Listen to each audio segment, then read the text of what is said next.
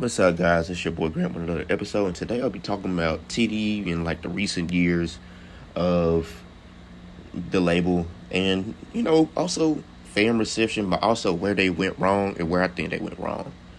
So, number one, I kind of think like the big issue with TDE is that although I do think they still drop some quality music now, I feel like what worked for them back in 2016, 2015 in the blogger days, it's kind of gone now. Not even gone. Like, it just stopped doing it. Like, for example, J-Rock kind of like he more like the gritty bar guy and everything like that. And they got him making some pretty commercial-ass songs. I'm not going to lie to you.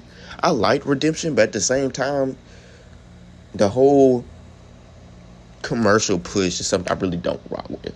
Same for kind of Crash Talk, too. Definitely some great songs on there, but I don't agree with it either.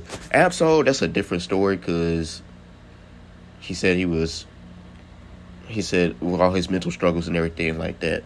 So, but his album was great. I'm glad that they didn't change his sound or anything like that. In regards to SZA though, I'm kind of in the middle on her album dropping because we see how much staying power Control had. So I understand milking it for what it's worth. But at the same time, if she had dropped it like 2 years ago, I think she would have been fine as well. So I'm not entirely sure. And then Zay kind of does his own thing. So like I don't really knock him too much for it. I love his music, and he's never given me anything that wasn't quality work. Now the whole thing about them I don't understand how they can't drop really singles and everything like that. I know most of them are album artists, but at the same time, we literally had to during the pandemic, push aside, okay, I'm just gonna drop a single for each artist besides Kendrick, and I was kind of like, yeah, I was happy, but at the same time, we don't really hear music from niggas outside of like albums. Like, I get it, but at the same time, it's kind of like, damn, they're so talented, and like we can't even get single. Like, I'm not trying to sound selfish or anything like that, but I do think like, and this is just speculation, but I really think where TDE went wrong is that the commercial push, instead of just focusing on the quality. Like, for example, Sir, dude is an incredible artist. Dude, everybody loves his music. He's not really nothing about his music says he's chasing hits or anything like that. And I feel like making commercially centered music to make it to be good, it has to sound like you're not selling something. It's like, for example, if I listen to, I don't know,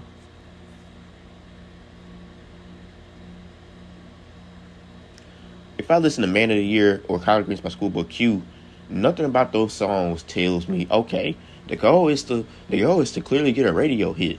Like, no. Like, they sound like songs that are great in context with the album, and they bang.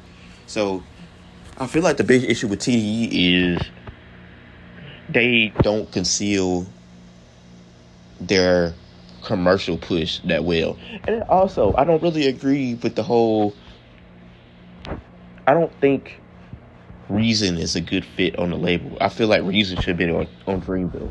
The reason why I say that is it kind of like the chemistry between him and everybody else just kind of seems non-existent.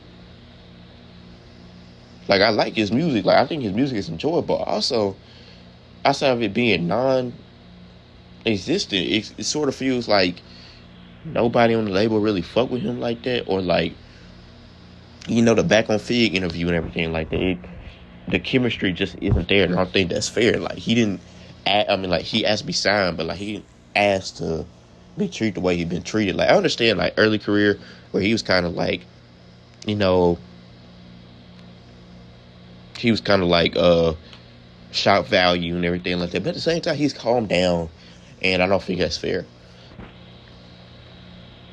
And then, most importantly, I'm tired of this shit Punch be doing, acting like I ain't gonna say he the villain, but he like not the villain. Like he'll hop on Twitter and everything like that and kind of be like and do these woe is me ass questions to act like fans are insane for thinking certain stuff about the label. Like we literally had to get Kendrick to come out and say, "Hey, I'm not leaving," and then just for him to leave.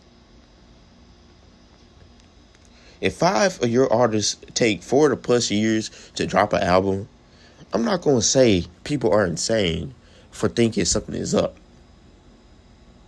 Even though they are going through stuff, and I understand it. But at the same time, I feel like the coincidence is just too fucking big. It's just too big.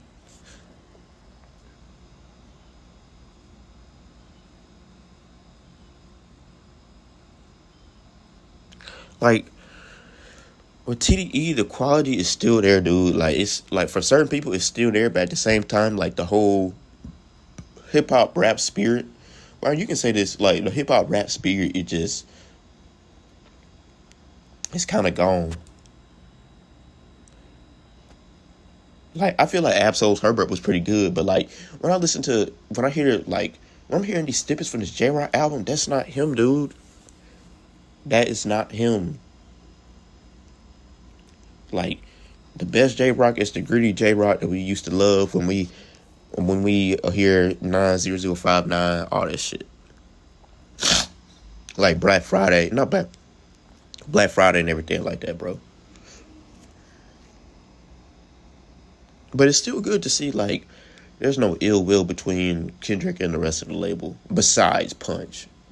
I feel like that was gonna happen regardless, because he's like a top 3 superstar. He's a top 2 superstar in rap.